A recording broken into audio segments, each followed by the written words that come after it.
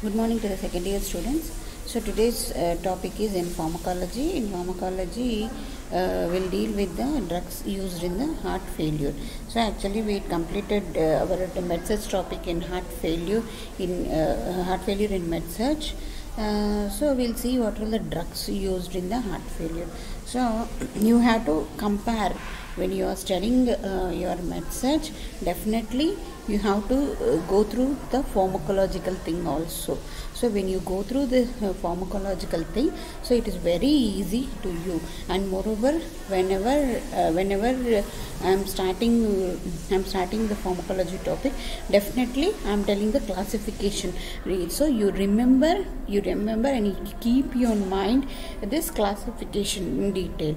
If you write in exam, for example, explain heart failure drugs, if they had given question like that, you write the classification in detail.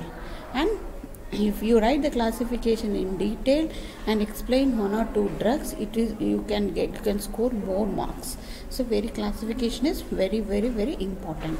So each and every time I'm focusing on the classification. So you mug up with the classification, you mug up the drugs, definitely. So heart failure means inadequate. It is inability to pump the blood.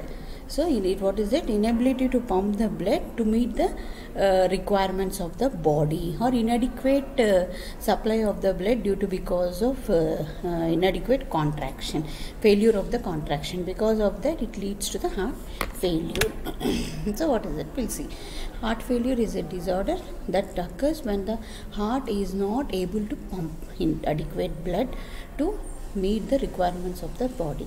This will result in inadequate supply to the tissues, because inadequate supply because of inadequate contraction, and organ congestion caused by elevated pulmonary or systemic venous pressure. Because of this congestion, there will be elevated pulmonary and systemic venous pressure. We have a beautiful classification.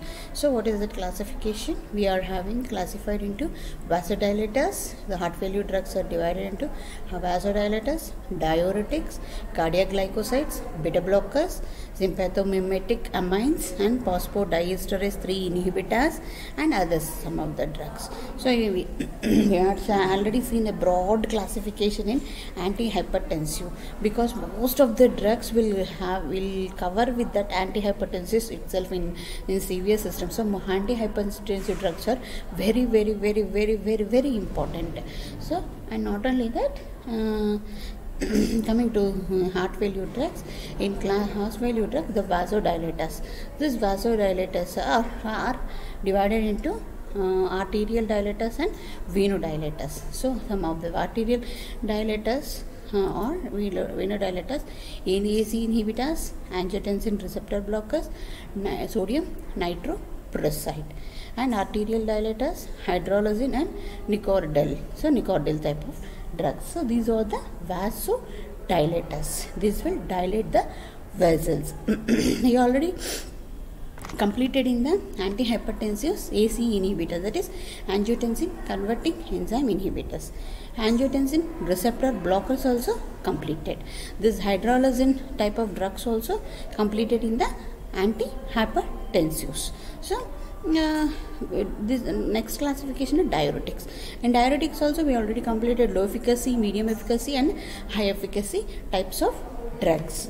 And cardiac glycosides. So we will deal with the cardiac glycosides, that is a digoxin. So digoxin and beta blockers, some of the metoprolol, bisoprolol. This also completed in the we already completed in the hypertensive drug. Sympathomimetic amines. This will discuss dopamine and dobutamine, and phosphodiesterase 3 inhibitors. So these phosphodiesterase 3 inhibitors are milrinone. This is a very rare drug and very costly drug. It is only used in the cardiology itself.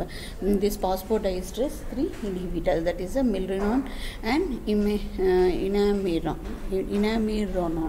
and other drugs are levosimendan. So these type of drugs will be covering. So this is the classification. Vasodilators, diuretics, cardiac glycosides, beta blockers and sympathomimetic amines and phosphodiesterase 3 inhibitor and others will go. Cardiac glycosides. So this cardiac glycosides are digoxin, one of the example. Digoxin inhibit the sodium pump. So it will inhibit the sodium, potassium and ATPase and has a positive inotropic effect. So it increases the myocardial contractility. So definitely it will be increasing the myocardial contractility. So it is available as a 0.25 mg, 0.5 mg as an injection, and syrup also 0.05 mg per ml. So remember that this digoxin is increases the myocardial contractility by ionic reactions. Because of the ionic reactions which take place in the muscle, cardiac muscle, so the sodium entry and potassium out, and this exchange will occur in the muscles. Whenever this exchange occur itself, this contractility will be more. So these drugs help us to, if having an inability to pump, unable to contract, so at that time this myocardial contractility can be seen. So oral route, it can be given as oral or IV.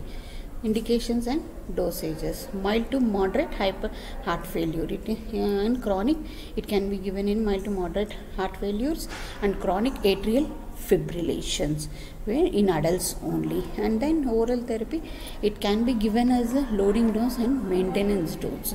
Intravenous also it can be given as a loading dose and maintenance dose. So how it is given, we'll see.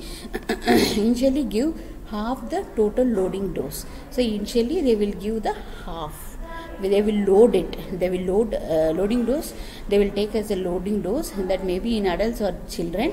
Initially they will give half of the drug and 1/4 total loading dose twice. So 6 to 8 hours apart. 6 ante divided doses lo it can be given 6 to 8 hours apart lo divided dose lo it can be given. Loading dose means in children and adult, if it is less than 10 years, 10 to 15 microgram per kg. In children 5 to 10 years, 20 to 45 microgram per kg. Maintenance dose, adults and children 10 years, 3.4 to 5.1 microgram per kg and once daily. So also children 5 to 10 years, 3.2 to 6.4 microgram per kg twice daily.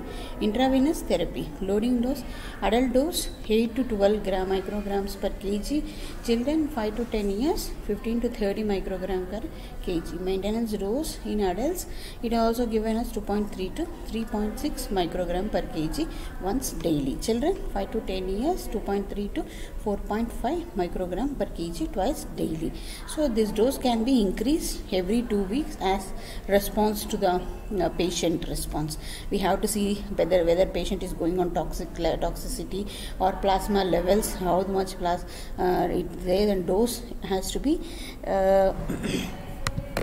adjusted based on our renal function and then lean body weight.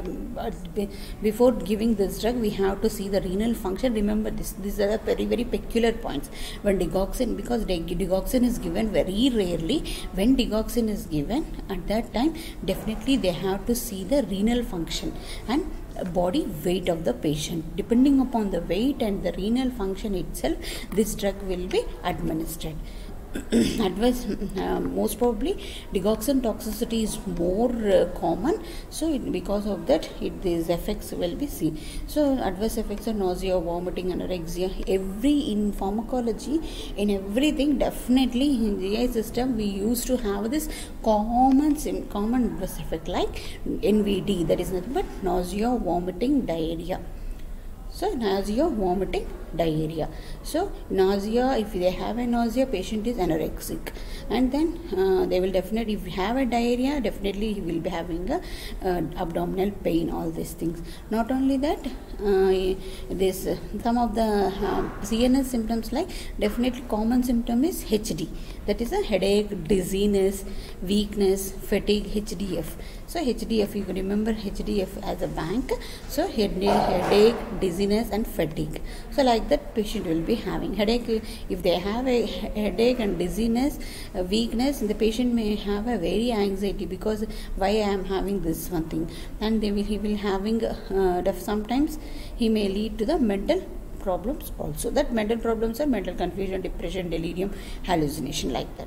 CVS system, cardiac arrhythmias. So visual disturbances can be seen, blurred or yellowish vision they will be seen, and skin maculopapular rash. So phosphodiesterase 3 inhibitors. So this phosphodiesterase 3 inhibitors will decrease the cellular CAMP breakdown.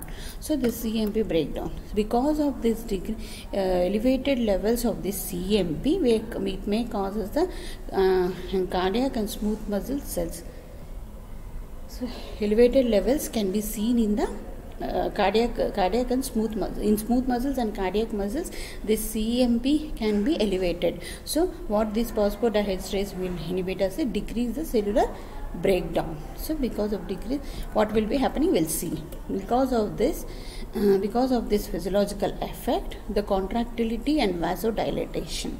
So both, so these drugs are called as ionodilator drugs. So this is also called as a ionodilator drugs, because it will break down the CAMP thing. This is a biochemical reaction, and biochemical reaction which take place in the cardiac smooth muscles. So where the these because of this effect, the contractility and both actions. We had seen only contractility drugs or only vasodilator drugs, but these phosphodiesterase 3 inhibitor drugs are can have an increased contractility and vasodilatation. So these drugs are also called as ionodilators. So it definitely, this dopamine or dopamine, it can be given intravenous only. So adverse effects are very small, include nausea, vomiting, arrhythmia, thrombocytopenia, and increasing in liver enzymes.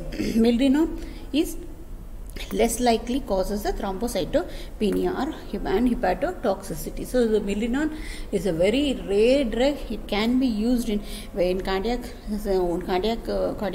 only. So it is also very costly drug. So it may have a bad effects like thrombocytopenia and hepatotoxicity. So but it also causes the arrhythmia. So these phosphodiesterase 3 inhibitors are used only for short-term circulatory support. So it can be used for only in emergency only. This drugs is used, and in acute failures. So and then chronic exacerbations also. It can be available form like injection 10 mg per 10 ml. It can be available. Milrinone. So indication, short-term treatment of acute compensated treatment of heart failure. So you can we are having it can be given as the same loading dose and maintenance dose. 50 loading dose, and at a time they will be giving a drug can be loaded. It can be given within 10 minutes or 5 minutes. Maintenance dose means it can be given as a divided doses. It can be given as a divided doses for 2 or 3 days, like that maintenance dose. The adverse effects: CNS, headache and CVS, ventricular arrhythmias, ventricular ectopics, and non-sustained ventricular tachycardia and hypotension. The chest pain, angina. Others are hypokalemia, tremors, or thrombocytopenia. Other drugs are levosimendan. So this levosimendan it's a calcium sensitizer. It will sensitize the calcium thing. So because of it increases the calcium sensitivity of contractile protein by binding to the cardiac troponin C in the calcium. So dependent manner. So it is what will happening here. The calcium sensitivity of the contractility of the proteins by binding to the cardiac tropins. So cardiac tropins in the calcium. So it increases the contraction force but does not impair the ventricular relaxation.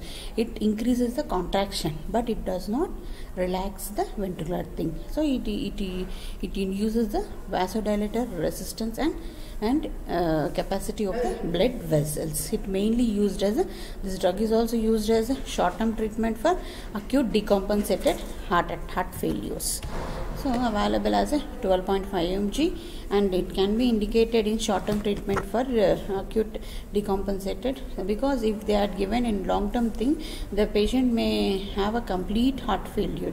So it will be given as a short-term in an emergency only. So adults, loading dose and maintenance. Adverse effect same as the phosphodiesterase inhibitors. So contraindications, hypersensitivity to whenever they are hypersensitivity to drug or any hepatic or renal failures. So we'll see the nursing considerations. So definitely we have to go through with the electrolyte balance. Sodium, potassium, chloride levels, calcium levels, magnesium levels should be maintained. Assess for renal status should be assessed.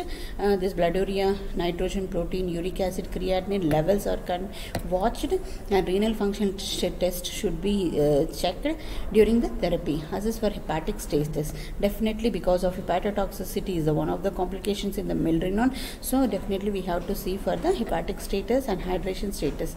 So alkaline phosphatase, alkaline transferase levels has to be checked, and bilirubin levels, and pulse assess for pulse rate, rhythm, characteristics, and continue ECG monitoring. Instructs patients strictly regarding the medical. They have to stick on to the medical regimen, the diet, medication, exercises, stress relieving measures that has to be taken. Teach the patient and family members regarding how to check the pulse, how to check the BP, and how to record. Instruct not to consume alcohol, and advise the patient to report if he or she are experiencing the headache, pain, angina pain, shortness of breath, or any IV site pain also, because this is a very sensitive drugs, where we have seen these drugs now very sensitive. So definitely we have to check for IV site pain also. Okay. With this I will complete, but we have to deal with the dopamine and dobutamine. So we will discuss in another classification in detail dopamine, regarding the dopamine and dopamine drugs.